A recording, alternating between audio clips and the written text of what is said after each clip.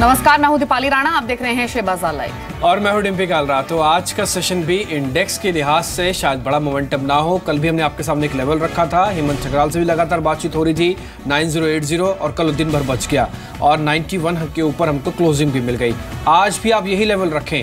SGX Nifty थोड़ी देर में हम देख रहे हैं और लेकिन और कुछ जो आंकड़े हैं उसमें 3-4 बड़ी अहम खबरें होंगी। एक टेफेडो के शेयर जुड़ रहे हैं, सहारा को लेकर एक 3-4 बड़े ग्रुप सामने आए हैं और साथ ही साथ इस चीज का ध्यान रखें कि इंफ्रा कंपनीज पे आपको थोड़ा ज्यादा फोकस करना है। न्यूज फ्लो काफी स्ट्रांग है इसमें, बिल्कुल। साथ ही बैंक्स पर भी ध्यान देना होगा। बिल्कुल, बैंक्स पर तो ध्यान देना ही होगा क्योंकि बैंक्स इस समय रीढ़ की हड्डी है। लेकिन बैंक निफ्टी का कल का बिहेवियर जो है वो ज्यादा खुश करने वाला नहीं था। आप जैपनीज मार्केट को देखिए, ये इसमें थोड़ी देर पहले आंकड़े भी आए थे, मैन्युफैक्चरिंग के भी आंकड़े आए थे और वो आंकड़े अच्छे हैं। एक्सपोर्ट के आंकड़े आए, वो आंकड़े अच्छे हैं। कुछ कैपिटल इन्फ्यूजन आया है, वो आंकड़ा भी काफ़ी बेहतर था। तो जैपनीज मार्केट थोड़ा अच्छा चल रहा है।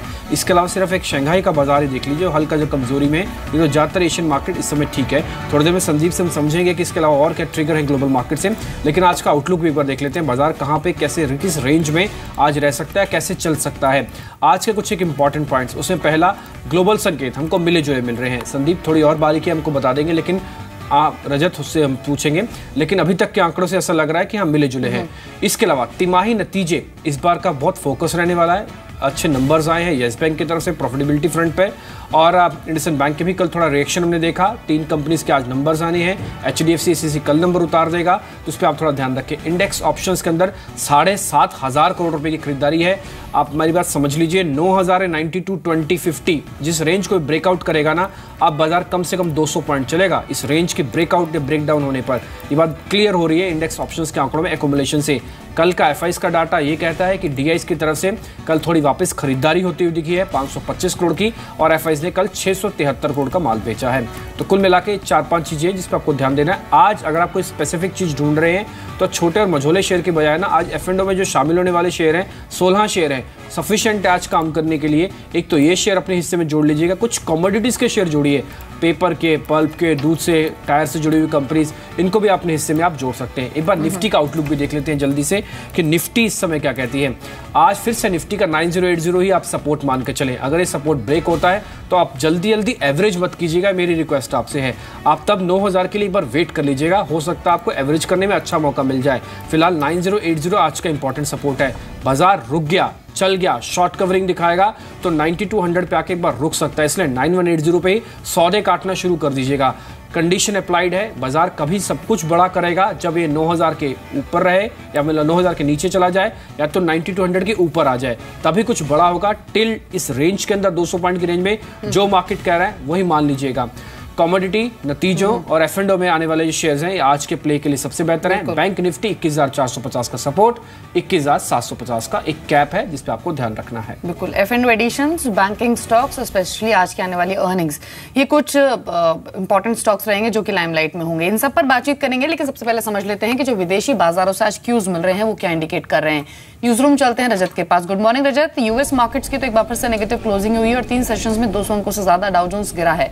एग्जैक्टली क्यूज क्या है, ट्रेड कल कैसा हुआ यूएस में और अभी सभी एशियन मार्केट्स का क्या बिहेवियर है? बिल्कुल, ज्यादातर एशियन मार्केट्स जो हरे निशान में दिखाई देंगे। आपको एक पुल बैक दिखाई दे रहा है आज निके पे, साथ साथ हैंगसेंग ताइवान यहाँ पर 1/4 मैक्सिमम 1/4 के आसपास के गेंस जो वो दिखाई दे रहे हैं। शंघाई नेगेटिव और साथ ही साथ SGX में सपाट कारोबार है, कुछ ज्यादा हलचल है नहीं। लेकिन यूएस मार्केट्स देखिए, कल 119 पॉइंट की गिरावट डाउ जोन्स में थी, लेकिन एक शेयर ही यहाँ पर सबसे ज्यादा वेटेज कल दिखा रहा था, उसमें था IBM। 5% नतीजों के बाद टूटता हुआ नजर आया और 57 अंकों का तो योगदान डाउ जोन्स की गिरावट में IBM का ही था। इसके अलावा नैस्डैक में निष्ठों से कुछ पुल बैक था जिसके कारण 13 अंकों के आसपास की बढ़त शो कर रहा था। लेकिन मिलीजुली क्लोजिंग कहूंगा कल में अमेरिकन मार्केट्स की होती हुई नजर आई। मॉर्गन स्टैनली के नतीजे अच्छे थे, इसके कारण फाइनेंशियल शेयर्स पे एक्यूमुलेशन देखने को मिल रही थी। एक प्रॉब्लम एरिया था एनर्जी सेक्टर, क्योंकि कल WTI जो है वहां पर गिरावट देखने को मिली 3.7% के आसपास की। आज हालांकि थोड़ा निश्चित से कवरिंग है, 1.1% के आसपास की तेजी बन चुकी है वर्ल्ड मार्केट्स पे क्रूड पे, लेकिन कल ऑलरेडी डैमेज हो चुका था ऑप्शंस एक्सपायरी के चलते। और ऊपर से खबर यह थी कि यूएस में जो तेल भंडार है उसमें अनुमान से कम वो घटा है, 10 लाख बैरल ही घटा है जो अनुमान से कम था। उसके कारण भी कहीं ना कहीं क्रूड पे ऊपरी स्तरों पे प्रेशर बनता हुआ नजर आ रहा था। लेकिन आज वर्ल्ड मार्केट्स को अगर ट्रैक करें तो एशियन मार्केट्स अगर आप ट्रिगर लेने की कोशिश करेंगे तो ज्यादातर मार्केट्स एक पुल बैक मोड पे है, तो हो सकता है इंडियन मार्केट्स की शुरुआत भी आज पॉजिटिव फ्रंट पे होती हुई नजर आए। जी, शुक्र है रजत आपका ये संकेत बताने के लिए। तो अच्छी बात यह है कि ज्यादातर एशियन मार्केट्स पॉजिटिव जोन में ट्रेड कर रहे हैं और SGX निफ्टी फ्लैट है, मामूली कमजोरी के साथ अभी सिर्फ 6 अंक नीचे है। 2 मेहमान हमारे साथ मौजूद हैं, टीएस हरिहर है और मानस जायसवाल है। दोनों मेहमानों का स्वागत है। पहले मानस, आप कमेंट्स, आज इंडेक्स की लाइकली रेंज क्या एक्सपेक्ट कर रहे हैं और क्या कोई ट्रेड लेना चाहिए निफ्टी पर या फिर नहीं?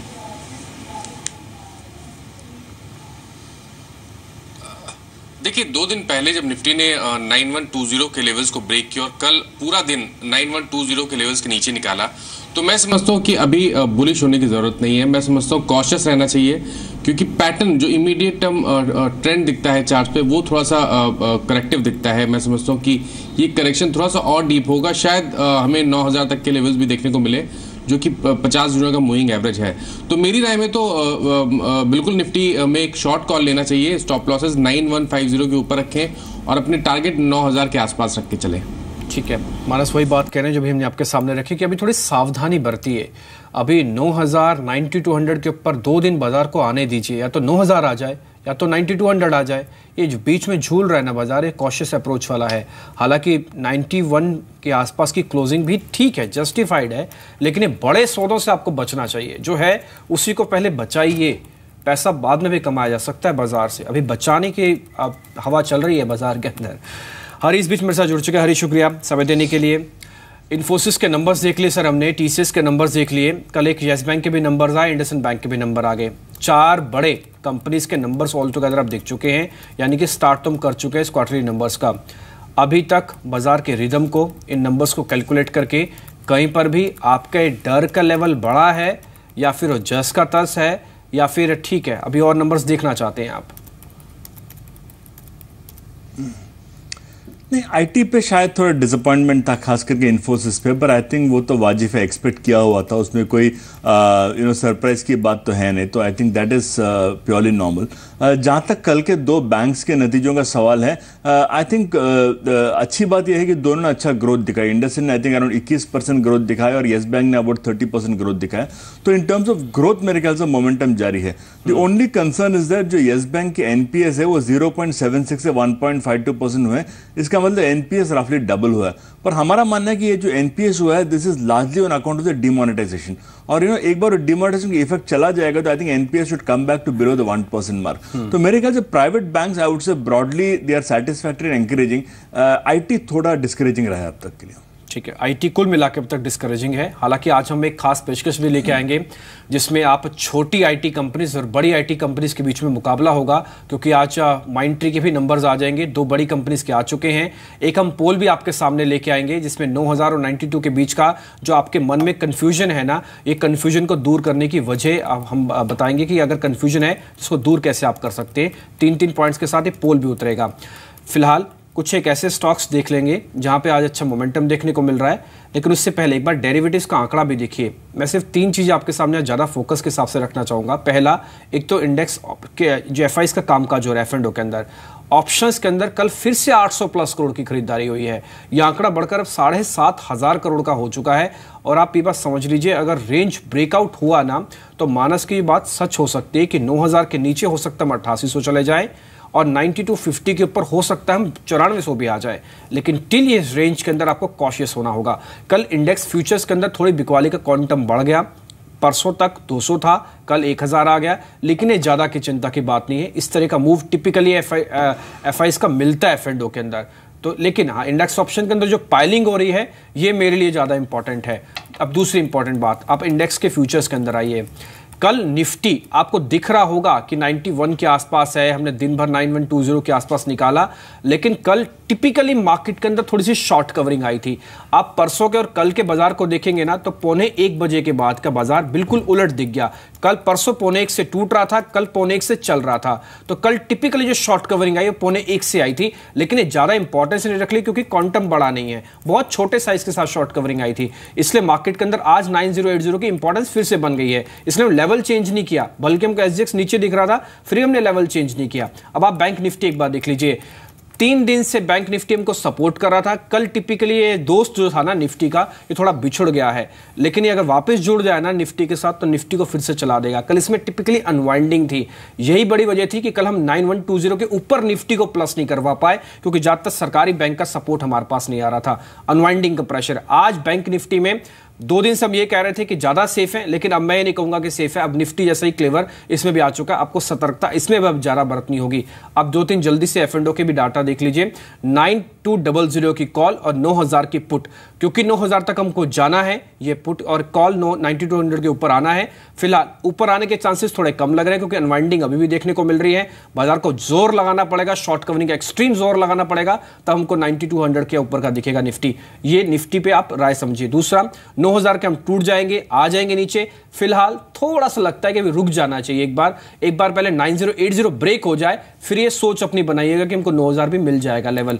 ये कॉल पुट का आंकड़ा है, जिनमें कर्व है एक बार वो भी देख लीजिए। आज वो आंकड़े थोड़े बढ़ गए हैं, उसमें रिलायंस का कैपिटल भी आ गया है। टिपिकली एडीजी के शेयर्स जल्दी आते हैं, लेकिन जब आते हैं तो कई दिन तक टिकते हैं। उसमें रिलायंस कैपिटल भी एक वैल्यू एडिशन हुआ है इसके अंदर, और इसके अलावा IRB इंफ्रा जो कल अच्छा चल रहा था, ये भी कर्व में आ चुका है। इनके अंदर आज कर्व है। वैसे आज 16 शेयर F&O के अंदर और भी शामिल हो गए हैं। जी, तो ये वो स्पेसिफिक स्टॉक्स हैं जो आज से F&O बैन में शामिल हैं। लेकिन शुरुआत करते हैं उन स्टॉक्स के साथ जो सबसे ज्यादा फोकस में आज रहने वाले हैं, वो है येस बैंक और इंडसइंड बैंक।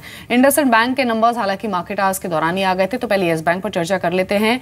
इनफैक्ट हरी, आपने नंबर्स देखे भी होंगे, प्रॉफिट्स जो रहे हैं उन्होंने एस्टिमेट्स को डेफिनेटली बीट किया है, लेकिन प्रोविजनिंग और NPA वो ऑलमोस्ट डबल हो गई है। और ये वाजिब था भी, जिस तरह से RBI ने ऑर्डर किया है बैंक्स को कि वो JP ग्रुप की तरफ जो एक्सपोजर है उसका 25% हिस्सा प्रोविजन करें, और उसी तौर पर करीब 218-220 करोड़ की प्रोविजनिंग येस बैंक ने की है। 900 करोड़ के आसपास का एक्सपोजर है, तो हो सकता है गोइंग फॉरवर्ड आने वाले क्वार्टर्स में प्रोविजनिंग बढ़े भी। लेकिन क्या आपको लगता है कि शॉर्ट टर्म में ये जो NPA कंसर्न्स दोबारा से उभरे हैं, ये ओवरशैडो कर सकते हैं कंपनी की स्ट्रॉन्ग ऑपरेशनल परफॉर्मेंस को, सेंटिमेंट्स नेगेटिव हो सकते हैं? शायद हाँ, मैं मानता हूँ कि अगले कम से कम 2-3 महीने में there could be some concern with NPA front. और इसका एक और कारण है, एक तो आपने JP ग्रुप का जिक्र किया जो सही है, दूसरा एक और बात टेलीकॉम सेक्टर का भी है। और आप जानते हैं कि फिलहाल जो इंडियन बैंक्स है उनका $65 बिलियन का exposure to the telecom sector. और RBI ने 2 दिन पहले आके अनाउंस किया है कि all banks need to provide more for telecom loans. और येस बैंक का in terms of proportion I think around 7 to 8% of loan book telecom companies को जाता है। तो डेफिनेटली आई थिंक अगले क्वार्टर में इसका प्रेशर दिखेगा। तो शायद अगला आई थिंक 3 to 4 months में you will get to see this pressure. But मेरे ख्याल से market should now look beyond all these things. थोड़ा प्रेशर रहेगा, समझ लीजिए इनका NPA जो 0.6 से 1.5 गया, शायद से 2.5 तक जा सकता है। But I think that will be temporary and that should come back to normal levels over the next 1 year।